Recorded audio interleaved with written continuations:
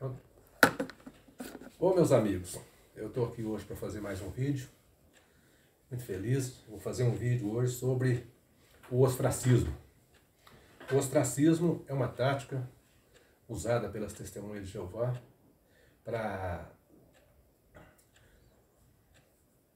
segundo eles, é para proteger a religião deles, né? Porque as pessoas que saem é considerado como apóstata, então se eles tiverem contato com os outros irmãos, eles podem desviar os irmãos. Mas isso aí a gente sabe que eles têm dois objetivos com isso. Primeiramente, é porque eles sabem que a pessoa que sai, a pessoa sai porque descobriu alguma coisa de errado, alguma falcatrua deles. Então o que eles fazem? Eles proíbem os irmãos, ali as testemunhas de Jeová, de conversar com aquela pessoa que sai, para evitar que aquela pessoa que descobriu algo passe para os outros. E o outro motivo é para pressionar a pessoa a voltar, né? Então são dois motivos. Então veja que eles são astutos. Eles sempre procuram encontrar um texto para apoiar as atitudes deles. Mas eles nunca observam o contexto. Às vezes eles pegam um texto que não tem nada a ver com aquele assunto, um texto totalmente fora do contexto, e tenta colocar, e tenta encaixar aquele texto nas coisas que eles querem que seja.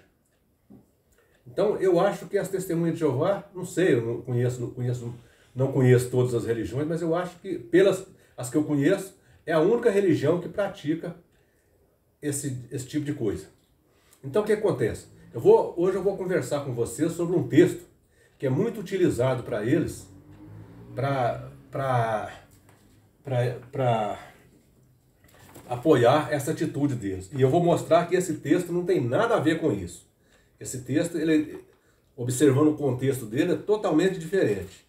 Então eles usam Mateus 10, 34 e 35. Então vamos ver o que diz Mateus 10, 34 e 35.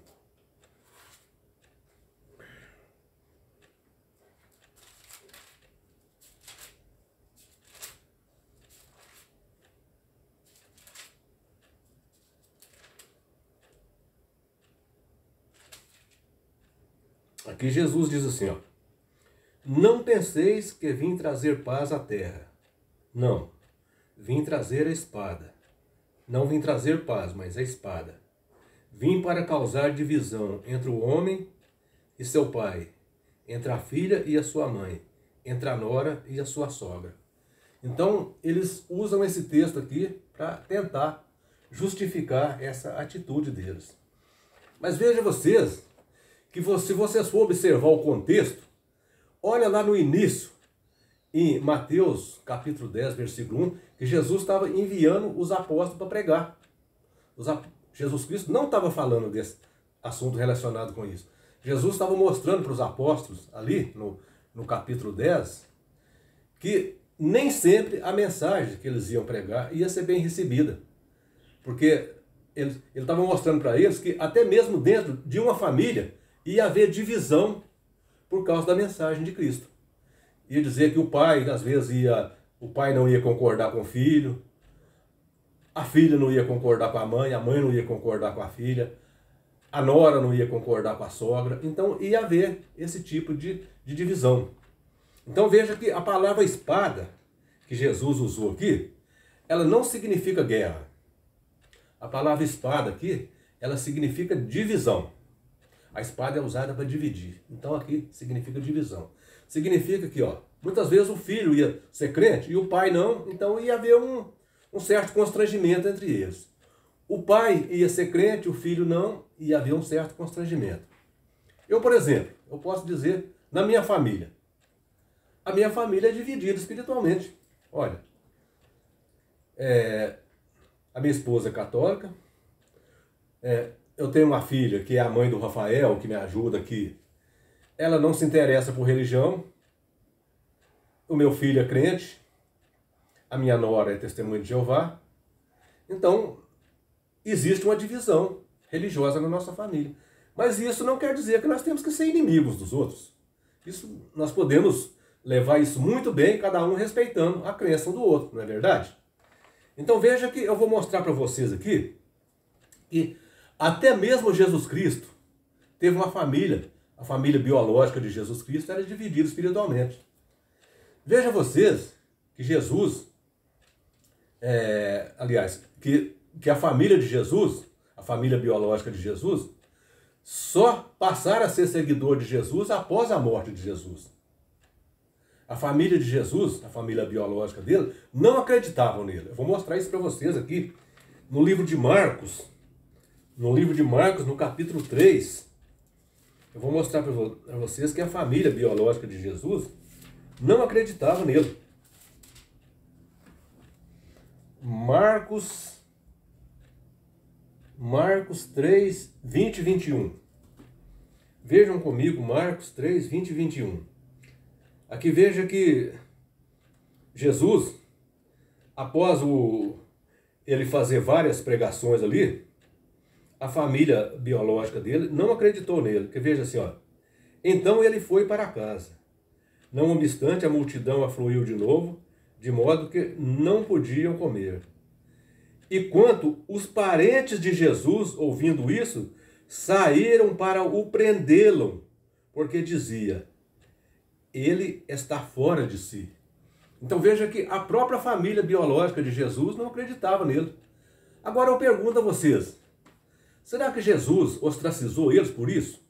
Será que Jesus deixou de conversar com seus parentes por isso? Eu vou mostrar para vocês que Jesus nunca deixou de conversar com os parentes biológicos dele por isso. Quer ver? Eu vou mostrar que Maria, a mãe de Jesus, a mãe biológica dele, sempre estava ao lado dele. Eu vou mostrar aqui Mateus, capítulo 27, 55 e 56. Mateus 27, 55 e 56. Veja aqui, ó. Aqui diz assim, quando Jesus estava sendo julgado, estava sendo morto, aqui diz assim, e estavam ali muitas mulheres observando de longe, as que vinham seguindo Jesus desde a Galiléia para o servir.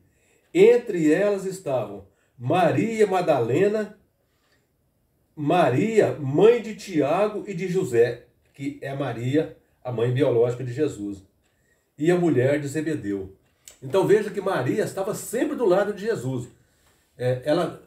Jesus não deixou de falar com a sua mãe biológica, porque houve aquele episódio que ela não acreditou nele. Ou seja, que ela não acreditava nele. Agora nós vamos ver outro episódio que vai mostrar se Jesus deixou de falar com os irmãos dele. Vamos ver se Jesus não conversava com os irmãos. Vamos ver João capítulo 7, versículos 2 e 3. João 7, 2 e 3.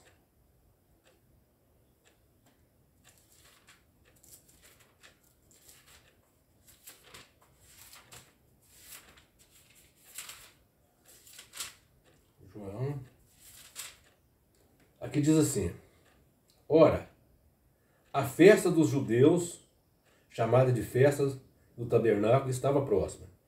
E dirigiram-se, pois, a ele, a Jesus, os seus irmãos, e lhe disseram, deixa este lugar e vai para a Judéia, para que também os teus discípulos vejam as obras que faz.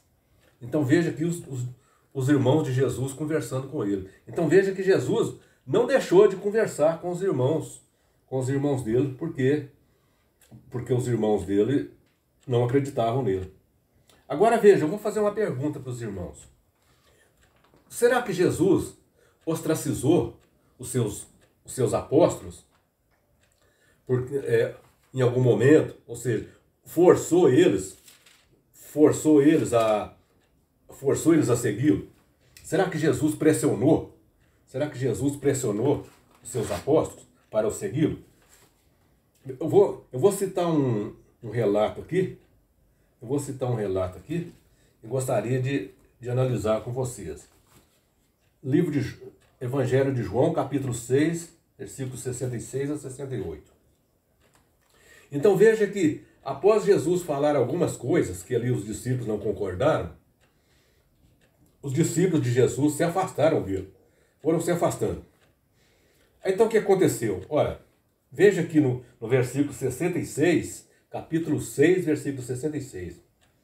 Em vista disso, de os discípulos irem embora, afastar de Jesus, em vista disso, muitos dos seus discípulos o abandonaram e já não andavam mais com ele.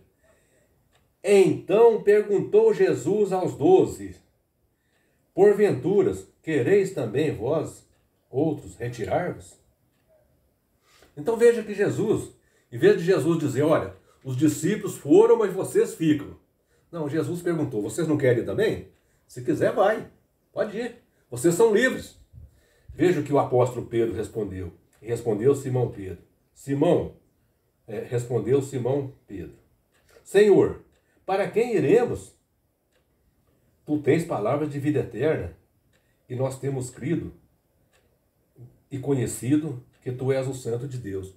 Então veja que Jesus, ele não forçou a barra, para que os discípulos dele, para que os apóstolos dele ficassem com ele. Ele simplesmente disse, vocês também não querem ir?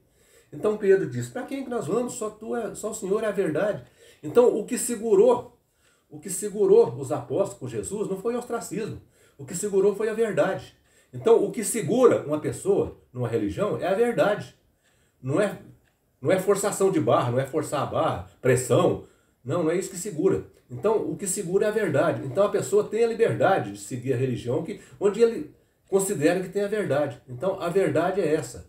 Como as testemunhas de Jeová não têm a verdade, como as testemunhas de Jeová não têm a verdade, então eles têm que usar o ostracismo para segurar. Então é isso aí. O ostracismo não segura ninguém. Então vamos falar aqui, obrigado pro irmão Edson. Obrigado, irmão Edson, pela ajuda que você dá ao nosso canal e pela sua bondade. Isso aí. Muito obrigado, irmão Edson.